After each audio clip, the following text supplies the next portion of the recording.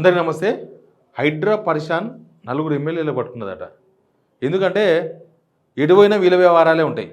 వీళ్ళు ఎన్నో వెంచర్ చేసి అమ్మినాయి, వీళ్ళు ఎన్నో వీళ్ళ సరౌండింగ్లో పెట్టుకొని ఎవరిదో పేరు మీద నడిపిస్తున్న దందాలు, ఈ భూములు ముఖ్యంగా చెరువు గట్ల మీద ఉన్న భూములు, చెరువు శిఖం భూములు ఉన్న భూములు వేసేయడం, తర్వాత రకరకాల సెటిల్మెంట్లు చేసి ఉండడం ఇప్పటికే అవన్నీ ఇప్పుడు కొట్టేసే పరిస్థితులకు వచ్చినాయి. హైడ్రా వాటన్నిటి మీద కాన్సన్ట్రేషన్ చేస్తుందేమో అని ఫుల్ భయంతో ఉన్నారు, గజ వణుకుతున్నారు. ఎవరంటే ఈ నలుగురు ఎమ్మెల్యేలు. ఒకటి గాంధీ షేర్లింగంపల్లి, మొన్ననే కదా బీఆర్ఎస్కి వెళ్ళి కాంగ్రెస్కి వచ్చిండు. ప్రకాష్ గౌడ్ రాజనగర్ ఎమ్మెల్యే, మైపాల్ రెడ్డి గూడెం పటాన్చెరు ఎమ్మెల్యే, తర్వాత దానం నాగేందర్ ఖైరతాబాద్. దానం నాగేందర్ మీద అయితే ఏకంగా కేసే బుక్ అయింది. ఆయన ఏదో ఏళ్ళు పెట్టిండు. జిహెచ్ఎంసీ నందిగిరి హిల్స్లో ఆ పేదల పేరు చెప్పి ఏపోయిండు, కానీ ఆల్రెడీ 1000 గజాలు వేసేసినట్ట. వాళ్ళ అక్కడ మనుషులు చెప్తున్నారు ఓపెన్గానే 1000 గజాలు దానాగి జరుగుతుంది, దానికోసం అని చెప్పేసి వీళ్ళందరూ రెచ్చగొట్టి పంపిస్తున్నాడని. ఆ విషయం హైడ్రా కూడా అర్థమైంది, అందుకే కేసు విత్డ్రాల్ చేయలేదు. ఆ కేసులో ఇరకపోయి సచ్చిండు. ఇంకా వీళ్ళ ముగ్గురుది ఏంటంటే, ఇప్పుడు షేర్లింగంపల్లి అనేది చాలా కాస్ట్లీ కాన్స్టిట్యున్సీ, మనకందరికీ తెలుసు. షేర్లింగంపల్లి అంటే మనకి హిమాయత్ సాగర్ అదంతా కూడా షేర్లింగంపల్లి కాన్స్టిట్యున్సీలోకి వస్తుంది. ఇప్పుడు ఎన్కన్వెన్షన్ కూడా షేర్లింగంపల్లి కాన్స్టిట్యున్సీ.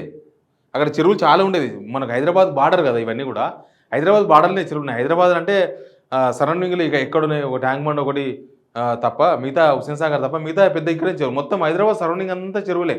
ఇటు ఉప్పల్ని స్టార్ట్ చేస్తే అట్లా పోతే, కాకపోతే కాస్ట్లీ ల్యాండ్స్ ఉన్నాయంతా కూడా ఇక్కడనే. కాస్ట్లీ ల్యాండ్స్ ఉన్నాయంతా కూడా షేర్లింగంపల్లి కాన్స్టిట్యున్సీ, తర్వాత అటు వస్తే రాజనగర్ కాన్స్టిట్యున్సీ, అట్లా పోతే షామీర్పేట ఏరియా, మేడ్చల్ కాన్స్టిట్యున్సీ, అవి కాస్ట్లీ ల్యాండ్స్. ఇంకా మళ్ళీ ఉప్పలు అదంతా కూడా ఒక రకమైన కాస్ట్లీ ల్యాండ్స్. ఇవి ఎక్కువ కాస్ట్లీ. ఇక్కడ 100 రూపాయలు అంటే ఆడ 30 రూపాయలు ఉంటుంది, అంత కాస్ట్లీ ఉంటాయి. కాబట్టి ఇది ఏమైనా అంటే ఇన్ని రోజులు అంతకుముందు అధికార పార్టీలో ఉన్నారు 10 years. ఈయన 10 సంవత్సరాలు ఎమ్మెల్యే, ఈయన 10 సంవత్సరాలు ఎమ్మెల్యే, ఈయన 10 సంవత్సరాలు ఎమ్మెల్యే, ఈయన 10 సంవత్సరాలు ఎమ్మెల్యే.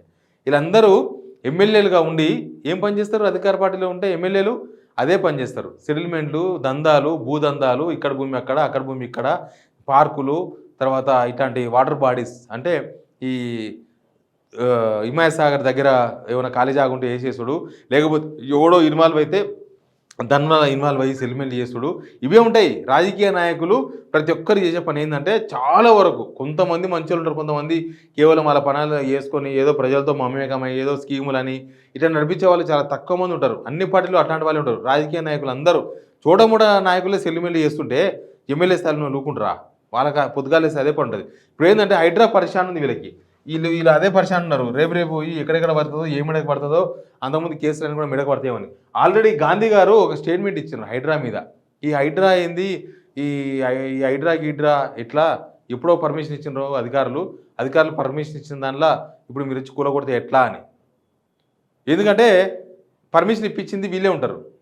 ఈ కాంట్రవర్సీ కేసులు ఉంటాయి కదా, ల్యాండ్ ఇష్యూస్, దాన్ని తెంచేది ఎవరు? సెటిల్మెంట్ చేసేదంటే అవే.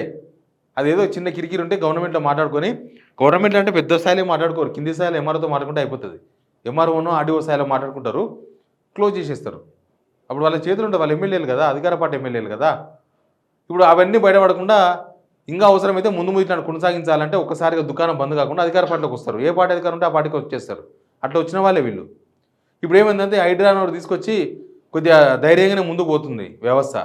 ఈ వ్యవస్థ ముందుకు పోతుంటే వీళ్ళకు గుండె లబలబా కొట్టుకుంటున్నది. ఏంది అసలు ఎక్కడెక్కడ పోయి ఏడికి వస్తాయి ఏం కదా అని.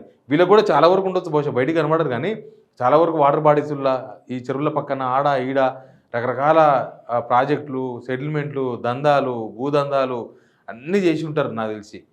ఎందుకంటే సిటీల పక్కనే ఉన్నారు కదా వీళ్ళు. లేకపోతే సీఎం తీసుకొచ్చిన దాన్ని గాంధీ ఎందుకు వ్యతిరేకిస్తాడు? హైడ్రాని ఎందుకు వ్యతిరేకిస్తాడు? హైడ్రాని గాంధీ వ్యతిరేకిస్తున్నాడు అంటే దానిలో మసాలా ఉన్నట్టే కదా. ఏదో అందరు కూల్చు అని అడగాలి, కానీ వ్యతిరేకించు కరెక్ట్ కాదు కదా. అందరూ మిగతా వాళ్ళంతా కూల్చోమని చెప్తున్నారు కదా. ఇప్పుడు పొంగులేటి శ్రీనివాసుడు ఏమన్నాడు? ఒక్క ఇటుక పిల్లలు ఒకసారి కూల్ చేసేయండి అన్నాడు. కొత్త టేప్ తీసుకొని రండి కూల్చుకోండి అన్నాడు. కేటీఆర్ అన్నాడు ఇల్లీగల్ ఉంటే కూల్ చేసుకోండి అన్నాడు. ఇంకోరు అన్నారు కూల్ చేసుకోండి అన్నాడు. అట్లా ఉండాలి, కానీ మేము వ్యతిరేకిస్తున్నాం, ఇదేమి ప్రభుత్వం పర్మిషన్ అంటే మరి మీరు ఇచ్చిన పర్మిషన్లే ఇప్పుడు మీరే కూల్చుకునే కాడికి వచ్చింది హైడ్రా అనే వ్యవస్థ ద్వారా. కాబట్టి ఈ నలుగురు ఎమ్మెల్యేలు అయితే అంతా ఎట్లయిపోయారంటే పరిస్థితులు ఏం బాగలేవు. అంతా ఎటు వస్తుందో ఏం కథనో, అటు పోయి మళ్ళీ మన మీదకి వస్తారు. హైడ్రా అనే ఒక హెలికాప్టరు మన మీద కూలితాటు ఉందని చెప్పి చాలా టెన్షన్తో భయంతో ఎటువైనా కూడా. నాకు కొంతమంది రెవెన్యూ ఆఫీసర్లు చెప్పిండ్రు, ఈ ఎటువైనా కూడా వీళ్ళ పేర్లే చెప్తున్నారంట. అదొక దరిద్రం. ఎటు పోయినా కూడా అక్కడ ఇక్కడ అంటే అది ఆ పలానా ఎమ్మెల్యేది, అటు పోతే పలానా వీళ్ళ కాన్స్టిట్యున్సీలో దాని సరౌండింగ్లో ఏడికి పోయినా వీళ్ళ పేర్లు చెప్తున్నారంట. మరి వీళ్ళు చేసిన పనులేందో వీళ్ళ కథలేందో తెలియదు. ఆ కాన్స్టిట్యున్సీ జనాలకు బాగా తెలుసు వీళ్ళు చేసిన పనులు. హైడ్రాకు కూడా బహుశా సమాచారం ఉండొచ్చు. చూద్దాం ఏం జరుగుతుందో. ఎనీవే 4 ఎమ్మెల్యేలు అయితే ఫుల్ హైడ్రా టెన్షన్ ఉన్నట్టు కనిపిస్తుంది. Please subscribe signal TV.